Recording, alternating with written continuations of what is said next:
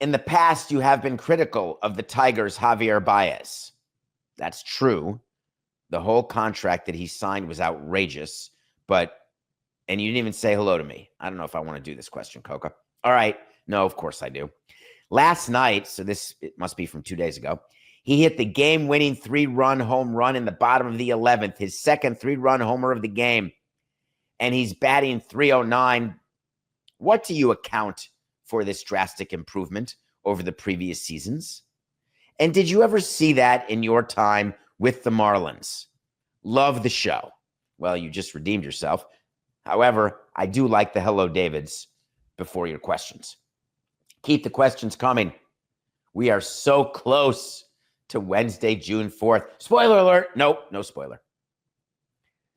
Let's talk about Javy Baez, because you're right, whoever asked this question. I told you when the Cubs got rid of Rizzo, Baez, and Bryant, and all of you went crazy. They're breaking up the World Series team from 2016.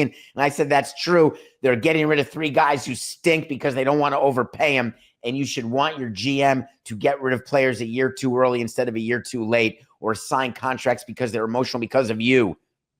That becomes Devers.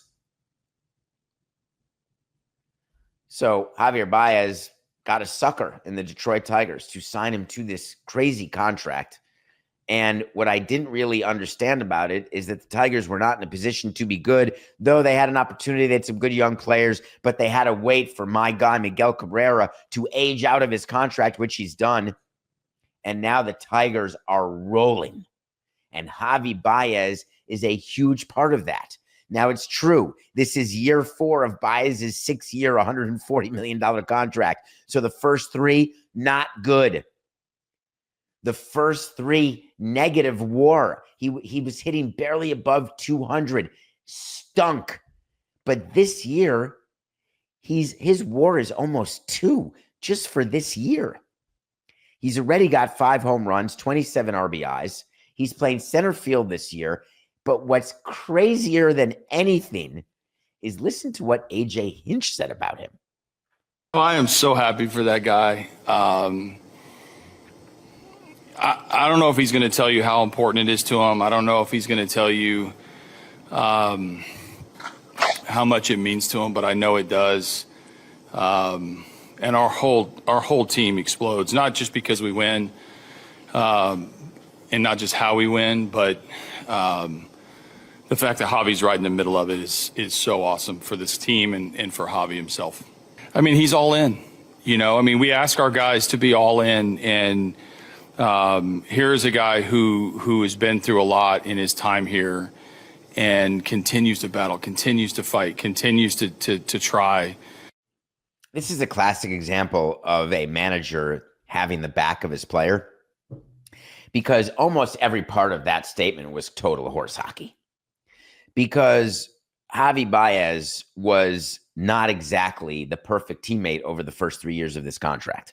And there are players who, when they're performing well, are better. And there's players, when they're performing badly, are still good. Or there's players who are bad when they're performing badly and also bad when they're performing well. Those are just called turds in the clubhouse. I get what AJ Hinch is doing here because he's a really good manager, notwithstanding garbage can banging, which obviously he was a part of, suspended, fired, and then hired by the Tigers. It was never a question of, is he a good manager? It's sort of like there are coaches in the NBA who get fired for behavior. They get rehired. Hey, they're still good coaches. They just have horrific behavior tendencies.